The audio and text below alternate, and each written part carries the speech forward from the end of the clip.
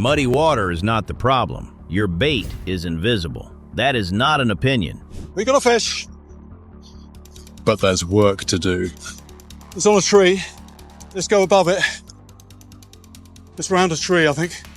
Turbidity shrinks a largemouth's reactive distance and cuts how efficiently it locates and captures anything, which means the fish is still hungry. It just never knew the quiet little lure you have been dragging through open water for 2 hours was there. And every angler on that bank pulls the same lever. Change colors. Wrong lever. Bass in mud are not shopping for a better paint job. They are hunting for something that thumps, rattles, shoves water, or lands 3 inches from the cover they are pinned against, because their world just got small, and whatever they can detect at close range is what gets eaten. Here are 7 baits that refuse to disappear in dirty water, exactly when each one belongs in your hand, and the one everybody keeps throwing in the wrong conditions. Chocolate milk is not a dead lake. It is the best 50 yards of shoreline out there, if your bait announces itself. Number 1 is the Colorado Blade spinnerbait.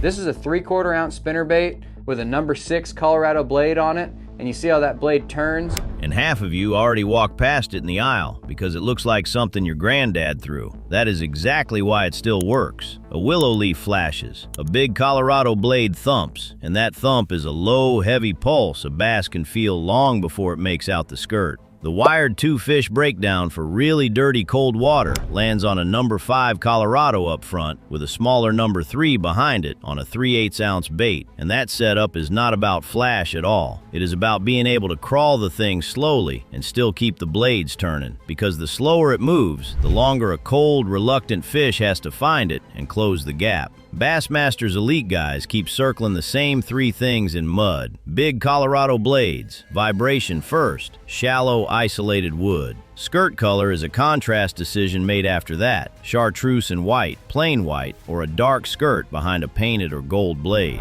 Where anglers burn the whole afternoon is speed and location. They race it across open water like they are hunting fish that will chase 40 feet. In mud, nobody is chasing 40 feet. Slow roll it beside the laydown. Let it bump the stump. Keep it above or against the cover instead of out in the middle of nothing. That spinnerbait is not old-fashioned. It is broadcasting. Number 2, the vibrating jig. And when I use this a lot is when I'm fishing the bladed jig around cover, you know. And this is where anglers get sold 2 baits as if they were the same tool. A vibrating jig puts out a sharper, faster pulse than a Colorado blade, and it does something a spinnerbait simply cannot. It skips. Under a dock, under an overhanging bush, into shade, a spinnerbait will never see. It also comes through grass efficiently, and ripping it free from a clump of vegetation is one of the better ways to turn a half-interested fish into a bite. But throw it into a flooded tree and watch what happens. That hook oscillates, it swings, and it finds limbs. A spinnerbait's upright single hook walks through wood far better, and that settles the whole spinnerbait versus bladed jig argument people keep having. It was never about which one bass prefer. It is about which one can physically reach the fish. Grass, docks, sparse cover and bushes, vibrating jig. Laydowns, stumps and brush, spinnerbait. Black and blue when you want a dark profile. Chartreuse and white or solid white when shad are around. And in cold mud, it is genuinely hard to crawl one slowly enough to stay in the strike zone, which is one more reason it is not a universal answer. Throw it in grass and it hunts. Throw it in a tree and it becomes a Christmas ornament. Number 3 is the wide wobbling, rattling squarebill. And most anglers only use half of it. In fishermen's take on dark, shallow water is short, stubby, wide wobbling square lip plugs, because that hard wobble displaces water and the square lip lets the bait deflect off objects instead of hanging on them. Read that again. Deflect off objects. This lure was not built to swim cleanly through open water looking realistic. It was built to slam a stump, a dock post, a chunk of riprap, kick sideways, and change direction violently right beside a fish that only has a couple feet of reaction room. That collision is the presentation. Outdoor Life says the same thing plainly. Use shallow divers and bounce them off cover. Color lanes are chartreuse with a black back, fire tiger, or a red-orange craw. And there is a wired 2-fish field account where the honest conclusion was that in true mud, the vibration mattered more than which of those patterns was tied on, with color becoming a bigger factor as the water cleaned up. So if you have been standing there deliberating between two crankbaits that both wobble hard, you already won that argument and lost the daylight. And location beats both of them anyway. Dirty water tends to push bass shallower and tighter to whatever object is nearby. So the bait debate only matters once you are fishing the right 10 feet of water. Pick one and go hit something with it. If your squarebill never touches anything, you are using half the bait. Number 4, the lipless rattling crankbait.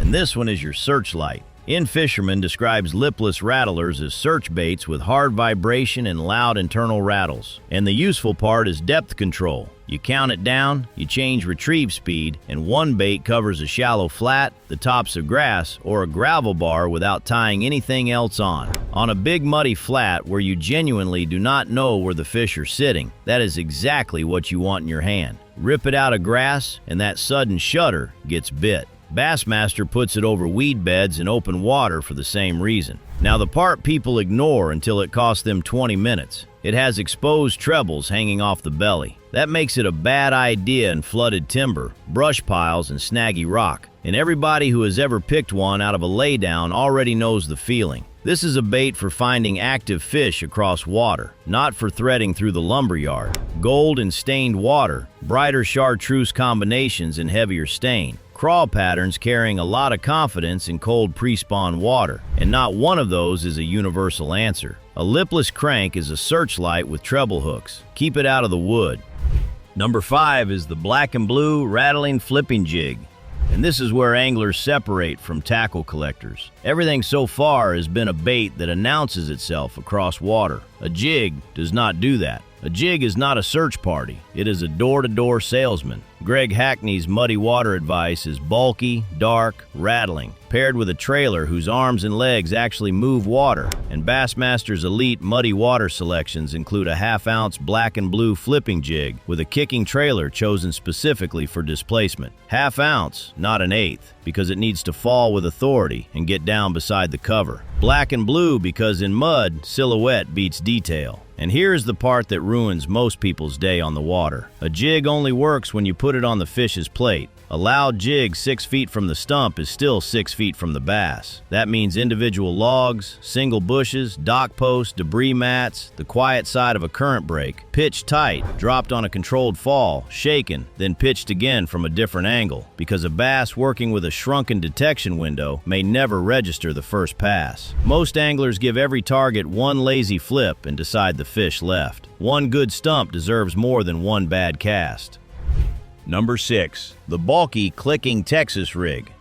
And this is the bait for cover that eats everything else. When the brush is too thick for trebles and too nasty for an exposed jig hook, a fat creature bait or a big worm with moving appendages goes in and comes back out. Outdoor Life recommends exactly that. Large worms and wide creature baits with arms and legs that push water, plus a bead between the weight and the hook so the sinker clicks against it on the fall and hands the fish one more close-range cue. Understand the trade. This bait calls nothing. It has almost no drawing power. It works because it is bigger and louder than the skinny finesse worm you would normally reach for, and because you can drop it into a hole in the grass and leave it there while a fish makes up its mind. That downsizing instinct is the thing to fight, by the way. Fishing gets tough, so anglers go smaller. In mud, smaller means harder to find. Go dark, black, black and blue, June bug, and go wide. Short pitches, controlled fall, repeated contact, and no dragging it across open water. Finesse is not banned, and a bass pinned to cover will sometimes take a small, slow bait when it refuses to chase anything. It is just not your opening move. Finesse does not help when the fish never knows the worm exists.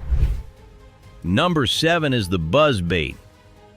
And it is last on purpose because this is the bait people throw in the wrong conditions and then blame. A buzzbait sputters, throws bubbles, and pushes vibration down through the water. And when the timing is right, it is the best bite in fishing. But the InFisherman Guide puts the broad expert window at roughly 6 inches to 3 feet of visibility. And that number is not an accident. The fish has to be shallow, willing to come up, and still able to track the thing from below. In opaque, cold mud with bass buried on the bottom, you are just making noise at the ceiling. When the window is open, Warm, shallow water, grass, bank cover, flooded bushes, low light. Get it on plane fast. Run it tight to objects and clip a limb or a rock now and then to break its rhythm. Black for silhouette, chartreuse and white when you want more visibility. And if fish are slapping at it without getting hooked, a trailer hook solves short strikes in open water, then comes off the second the cover starts eating it. A buzzbait is a dinner bell. It cannot drag a deep,